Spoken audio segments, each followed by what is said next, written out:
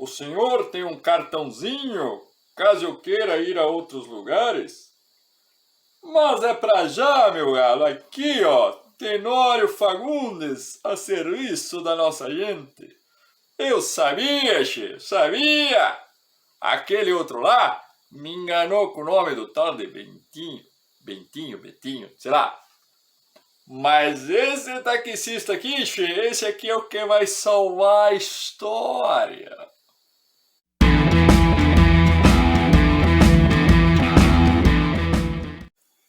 E aí, queridines? Tudo belezinha? Eu sei que vocês estão aí que não se aguentam de vontade de ver o resto da nossa roda de conversa. Esse vídeo foi mais aguardado do que a estreia do Homem-Aranha, não é verdade? Mas antes da gente continuar, deixa eu perguntar. Você viu o vídeo anterior? Todinho? Se inscreveu no canal, curtiu, compartilhou, comentou? Não? Então volta lá, depois vem aqui. Foi lá? Voltou? Então bora lá. O que tem de local, regional e o que tem de universal na minha história? O que você prefere? Por que isso é importante? Vamos conferir?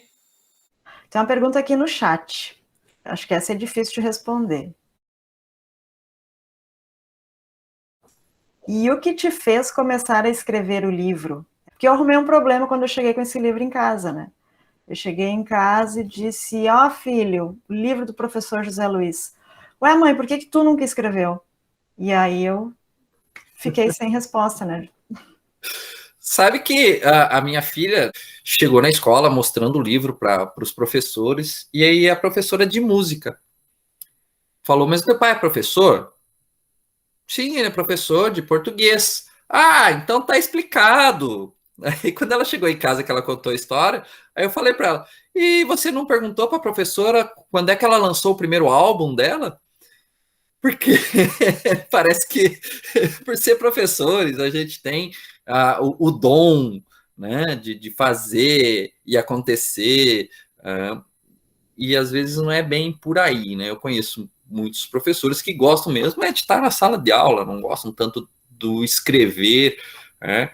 Gostam mais de estar na interação com o público. Eu gosto de estar fazendo essa interação com o público, mas a minha graduação foi porque eu queria escrever. Eu tinha o sonho, quando eu fui fazer letras, de ser escritor. E para me manter, para me sustentar, é que eu decidi ser professor. E acabou que engatei mestrado, doutorado e vou ficar professor por um bom tempo. Então, assim, vou ter mais tempo para ser professor do que para ser escritor. Acabou que eu meio que me sabotei, né? Mas eu sinto essa vontade de escrever. Então, eu sempre tive isso, né? A mãe sempre conta, quando eu vou lá, ela conta para minha esposa, conta para minhas filhas, que desde pequeno que eu gostava de ler, que eu gostava de escrever. Então, é uma coisa que me acompanha desde sempre. E esse livro, particularmente, eu comecei a escrever por esse motivo que eu falei, né? Que eu queria escrever uma reflexão, mas uma reflexão que fosse para além daquela bolha para quem eu escrevia normalmente, né? Então, que um público mais abrangente pudesse ler. Eu tinha escrito um conto para uma atividade da escola um pouco antes disso. Os artigos que eu escrevi eram artigos de reflexão teórica, né? Ficava lá fazendo reflexões teóricas e pondo no papel. E eu me achava incapaz de fazer um texto ficcional. Aí, quando eu fiz o conto, que ele foi bem visto na atividade da faculdade, eu falei, eu vou me propor a escrever, então, fazer um romance. E foi onde eu comecei, né?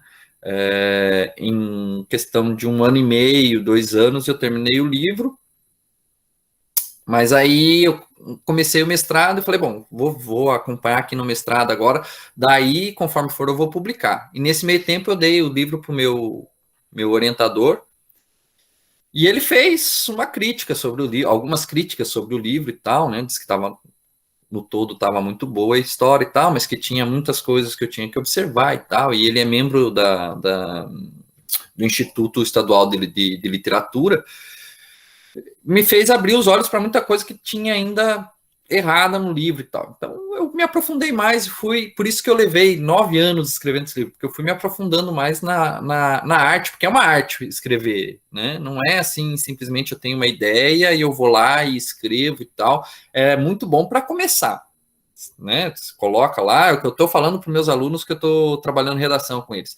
Rascunho, meu. Você faz rascunho, você põe as ideias tudo no papel primeiro. Depois você vai lá e organiza essas ideias e vê o que vai dar, e aí tu vai transformar isso numa redação. No meu caso, eu transformei num livro, né? Mas joga a ideia para o papel primeiro. E foi o que eu fiz. A primeira versão não ficou lá grande coisa, eu tenho ela guardada até hoje para comparar com o produto final, né? Mas foi evoluindo, dali foi evoluindo, né? Então a gente começa, às vezes, com uma ideia.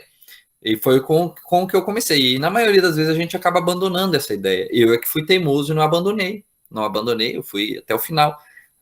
Tinha horas que eu queria parar, porque já não sabia para onde que eu ia levar aquela história. Não sabia, dava bloqueio, assim. Mas depois que eu terminei a história, aí organizar foi mais fácil. Né? O que eu queria com esse livro, né? O que eu quero apresentando ele para a comunidade escolar? O que eu quero apresentando ele para a sociedade? Mostrar que a gente pode escrever, sim.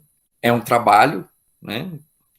Qualquer trabalho, seja um trabalho de escola, seja o seu trabalho com que você ganha a sua vida, qualquer trabalho vai ter sangue, suor e lágrimas, né? Mas vai ter um produto final e acabado, que vai ser o seu melhor produto final. Tá? É o seu melhor produto final.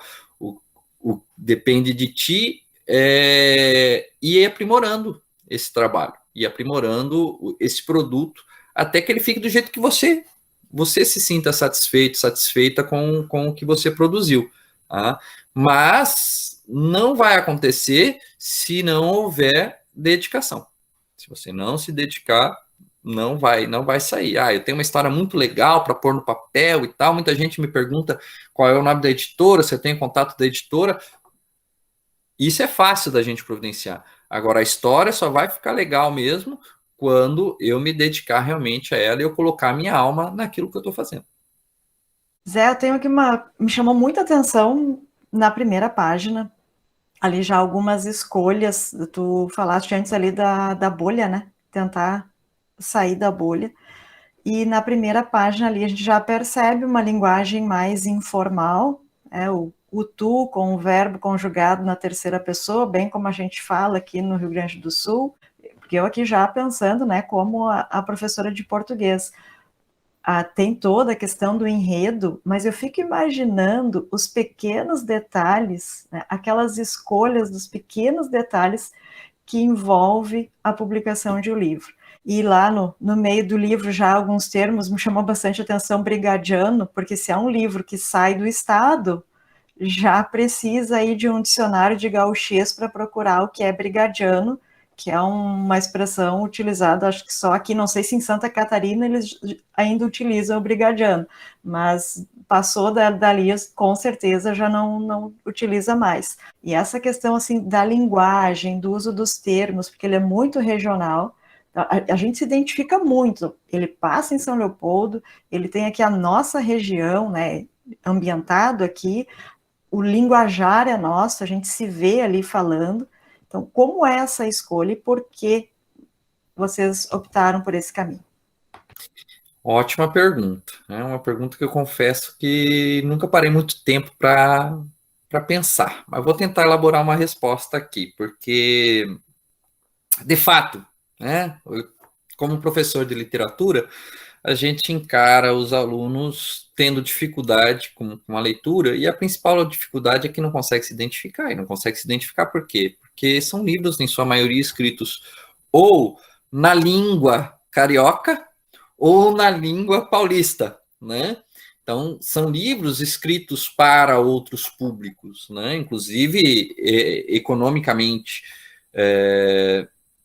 Então, como é que eu vou fazer? Porque meu objetivo era a gurizada ler, né?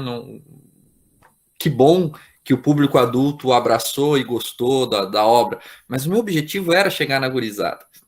e não chega, se a gente não chega na gurizada se a gente não tiver se você não fizer um trabalho que fale a língua deles.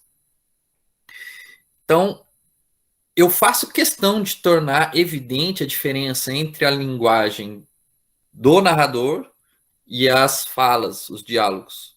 Nos diálogos é muito forte o gauchês, tá? E o narrador usa uma linguagem mais neutra, tá? Por que isso? Justamente pela questão da representatividade, né? Me diz aí, tirando contos e causos gauchescos, que outras obras aí a gente conhece que tem a nossa cara, que fala a nossa língua, né? O José de Alencar me escreve lá o gaúcho, mas aquele gaúcho lá de gaúcho não tem nada, né? E ao mesmo tempo, esses regionalismos que tem no livro, inclusive o próprio termo brigadiano ali, o narrador explica o que é, né?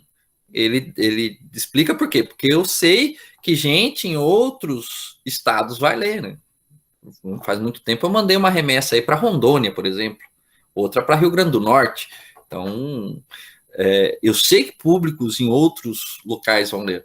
E aí eu procuro dar ali algumas explicações quando necessário para o gauchês. Tem a fala do taxista, por exemplo, eu não dou explicação nenhuma, porque assim como o povo nordestino faz isso muito bem nas suas obras, né? Olha o que é o cordel, né? E eles não precisam explicar os termos dele pro resto do país, né? Então, trazer essa obra para próximo da gente e ao mesmo tempo, apesar desse regionalismo, trazer esses temas que são nacionais, que são universais. Quanto ao regionalismo, acho que é isso. Sim, sim. Eu também notei, assim, que é uma história que ela pode se passar nos dias de hoje, ou ela pode se passar na década de 70, 80. Então, ela não tem, assim, um marcador temporal tão rígido, né? Não é eu quase poderia dizer que é uma história atemporal. O que me deixa preocupado, né? Porque os elementos em que eu me baseei são muito contemporâneos, são muito atuais, né? E aí eu fico pensando lá, por exemplo, com o Jorge Amado, Os Capitães da Areia, que foi escrito em 1937 e que continua atual. Mas é porque os nossos problemas não mudaram, né? E agora tu tá me dizendo que tu pega o meu livro e consegue olhar para ele lá em 1970, ou seja, os nossos problemas continuam os mesmos, né? Isso me deixa preocupado. Eu acho que a gente precisa mais desse tipo de obras. Trazendo um momento modéstia às favas aí agora.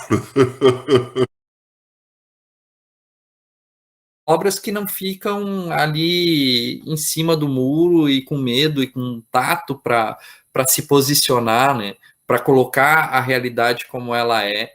A gente tem muitos artistas que defendem isso, né? Que a posição deles eles não podem ter posição política, eles não podem ter deixar expressar a sua opinião sobre a sociedade. E isso é uma tremenda de uma bobagem, porque assim a gente vê hoje, em nome do que a gente está passando aí nos últimos anos no nosso país, muitos artistas se posicionando com opiniões esdrúxulas, né? Defendendo, em nome da liberdade de expressão, defendendo o direito do outro de ser racista, por exemplo. E a gente não falar nada, não se posicionar nessa hora, a gente precisa se posicionar nessa hora, né?